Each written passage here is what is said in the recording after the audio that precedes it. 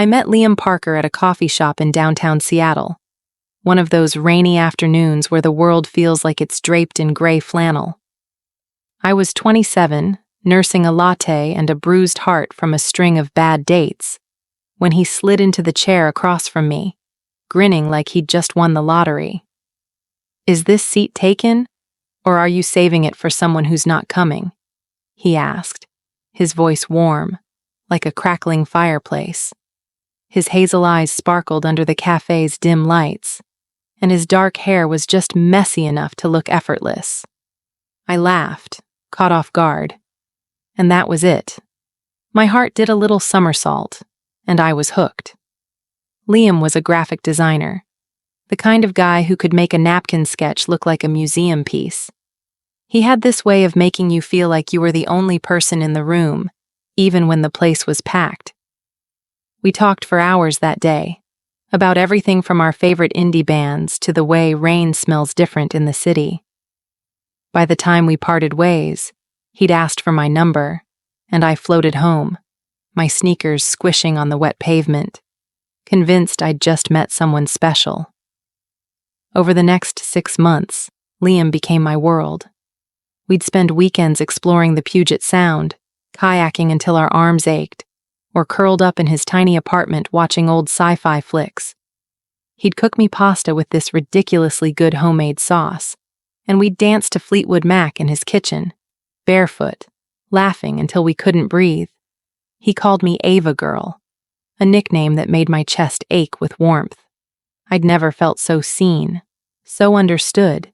He'd text me goodnight every evening, even when he was swamped with freelance deadlines, and I'd fall asleep smiling, picturing a future with him, maybe a little house in Ballard, a dog, the whole deal. But there were these tiny moments, like static in a song, that I brushed off. He'd get cagey about his phone sometimes, angling it away when a text came in. He never invited me to meet his friends, saying they were boring or not my vibe. Once, when I surprised him at his office with coffee, he seemed flustered, rushing me out like he was hiding something. I told myself it was nothing. My last relationship had left me paranoid, and I didn't want to ruin this. Liam was perfect, wasn't he? My soulmate, the guy who'd trace constellations on my back and whisper, "You're my favorite person, Ava." His 30th birthday was coming up, and I wanted to make it unforgettable. He'd mentioned hating big parties, so I planned something intimate. A surprise dinner at his favorite waterfront restaurant, just us, with a view of the twinkling city lights. I spent weeks picking out the perfect gift, a leather-bound sketchbook engraved with his initials.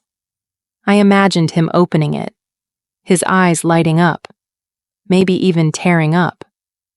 I was so wrapped up in the fantasy that I didn't notice the cracks widening. The day before his birthday, Liam called me, sounding distracted. "Hey, Ava girl, I'm slammed with work tomorrow. Can we do something low-key for my birthday? Maybe just Netflix at my place?" His voice was off, like he was reading from a script, but I chalked it up to stress. "Sure," I said, biting my lip to hide my disappointment. "But I'm still making it special, okay?"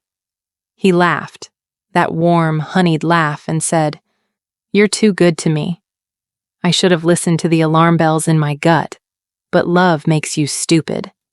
Instead, I doubled down. I decided to surprise him at his apartment with the dinner I'd planned, plus a cake I baked myself. Chocolate with peanut butter frosting, his favorite. I spent all day in my cramped kitchen, flour dusting my jeans, humming Taylor Swift. I even bought a new dress, a deep green one that hugged my curves and made me feel like I could conquer the world. By 6 p.m., I was juggling the cake, a bag of decorations, and my gift. My heart pounding with excitement as I drove to his place. When I pulled up to his apartment building, the street was packed with cars, way more than usual for a Thursday night. Music thumped faintly from somewhere above, and my stomach twisted. Was he having a party? I texted him, "Hey, I'm outside. Got a surprise for you. No response. I waited 5 minutes, then 10, my fingers tapping nervously on the steering wheel. Finally, I grabbed everything and headed up, my heels clicking on the stairs, the cake wobbling in my hands. His apartment door was cracked open, and the sound of laughter and clinking glasses spilled out. I pushed it open, expecting to see Liam alone, maybe with a couple of coworkers. Instead, the room was packed, easily 30 people, all dressed to the nines, holding drinks and chatting over a pulsing playlist. Fairy lights were strung across the ceiling, and a banner read, "Happy 30th, Liam." My heart sank. He'd lied about wanting something low-key. I scanned the crowd, searching for him, when a woman's voice cut through the noise. "Babe, you're gonna love this," she called.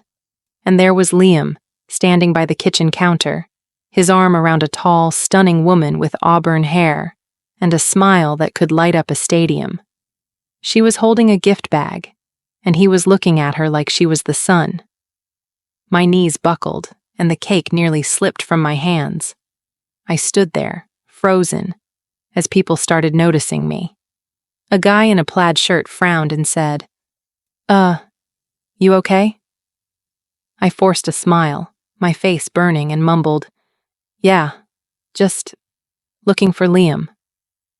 I pushed through the crowd, my dress catching on someone's elbow, until I was close enough to hear her laugh, a bright musical sound that made my chest ache.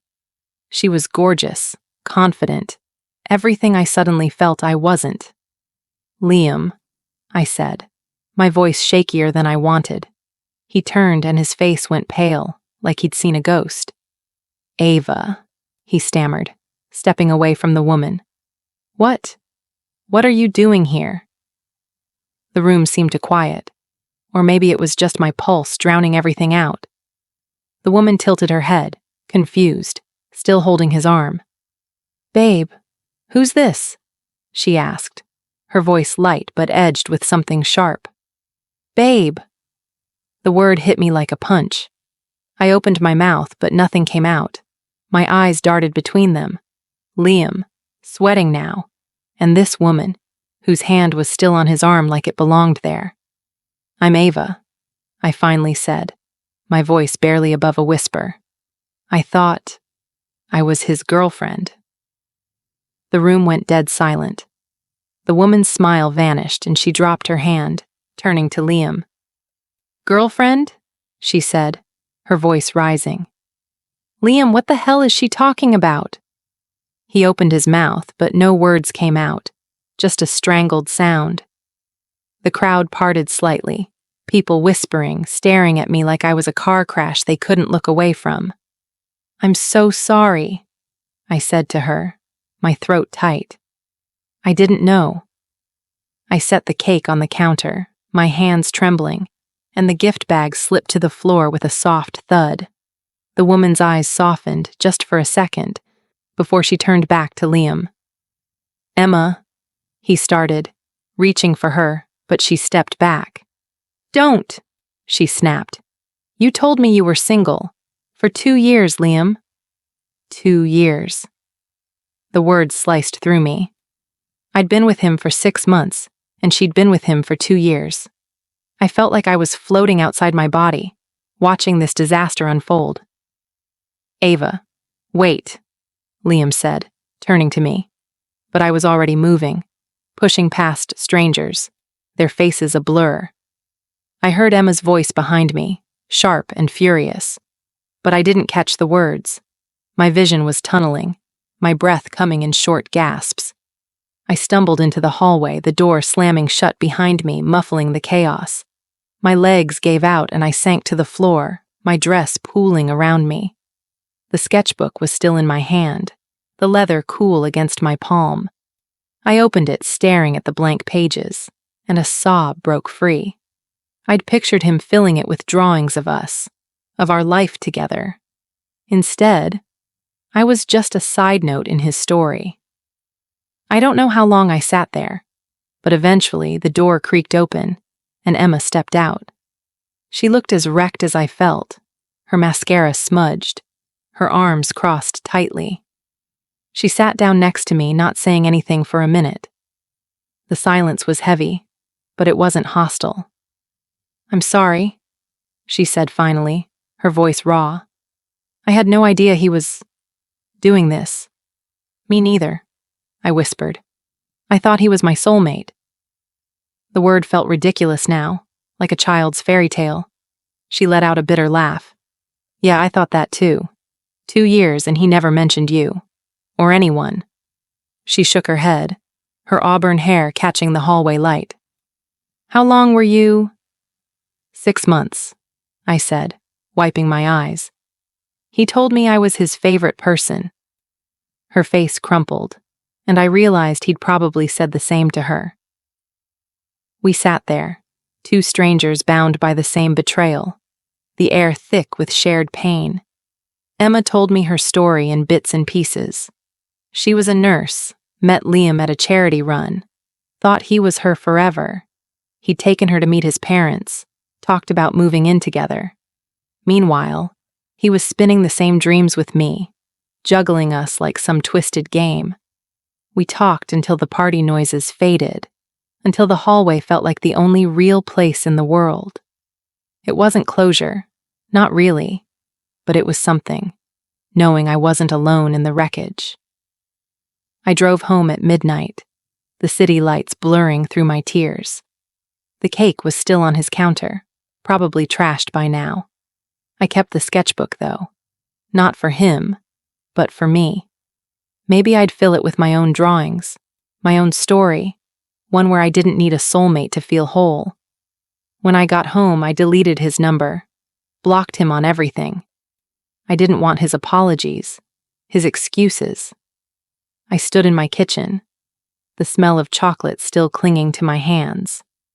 And I made a promise, to myself. No more ignoring the static, the red flags. I deserved better, and somewhere out there I knew Emma was making the same promise.